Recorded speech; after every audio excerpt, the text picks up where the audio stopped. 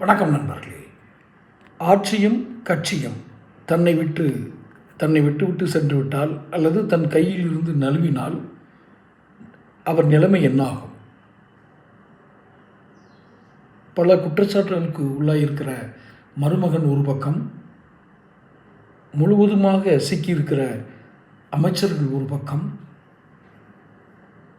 இந்த மருமகனை காப்பாற்ற வேண்டும் என்றால் அமைச்சர்களை பலி கொடுக்க வேண்டும். அமைச்சர்களுக்கு கொடுக்குற வாய்ப்பு என்ன அப்படின்னா, நீங்கள்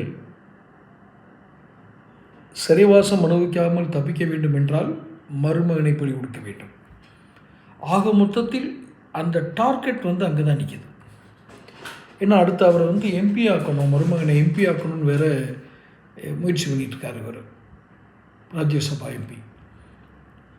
அப்போ இதில் இருக்கிற பெரிய சவால் என்ன அப்படின்னா, அவங்களுக்கு அது ஒன்றுமே இல்லாத மாதிரி காட்டுவாங்க. எங்களுக்கு ஒன்றுமே இல்லை, நாங்களெல்லாம் 75 வருட சாம்ராஜ்யம் உள்ளவர்கள், எத்தனையோ பார்த்தவர்கள், எங்கள் தலைவர் அதை பார்த்துருக்காரு, அவர் வழியில் வந்த நாங்கள் போராடியே வெற்றி பெற்றவர்கள். கதகளி ஆட்டம் இனி செல்லாது. உங்கள் கதகளி அசைவுகளுக்கு இங்கு யாரும் பணிந்து விட மாட்டார்கள். எத்தனை நாட்களுக்கு இந்த கதகளி ஆட்டத்தை நீங்கள் தொடர முடியும்?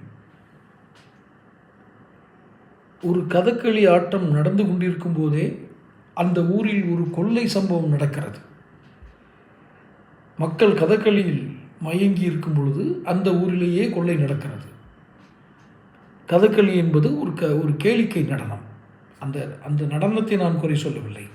ஆனால் உங்களுக்கு கதகளி நடனத்தை காட்டிவிட்டு அதே ஊரில் பெரிய கொள்ளையும் அரங்கேற்றி கொண்டிருக்கிறார்கள்.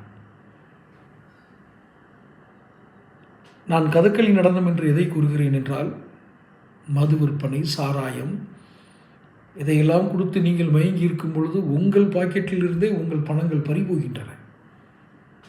வரியாது ஒன்றாவது உங்கள் பணத்தை உங்களிடமிருந்து அடிப்பதில் இவர்களைப் போல வல்லவர்கள் கிடையாது. அதனால் தான் சொல்கிறேன், நீங்கள் கதகளி கேளிக்கையில் மயங்கி இருக்கிறீர்கள். அவர்கள் உங்கள் பணங்களை சூறையாடி கொண்டிருக்கிறார்கள். மகன், மருமகன், அமைச்சர்கள் என்று அத்தனை பேரும் சிக்குகிறார்கள். யாரும் யோக்கியன் இல்லை. உடனே மாற்றி கேட்பாங்க, அவர் யோக்கியனா, இந்த தொழிலதிபர் யோக்கியனா அப்படின்னு. ஐயா, நாம் வாழ்ந்து கொண்டிருக்கும் இந்த பிரதேசத்தில் நடக்கும் விஷயங்களை முதலில் கவனிப்போம், பின்பு அங்கு செல்வோம். தொடர்ந்து பேசுவோம். சேனலை சப்ஸ்கிரைப் பண்ணிக்கோங்க.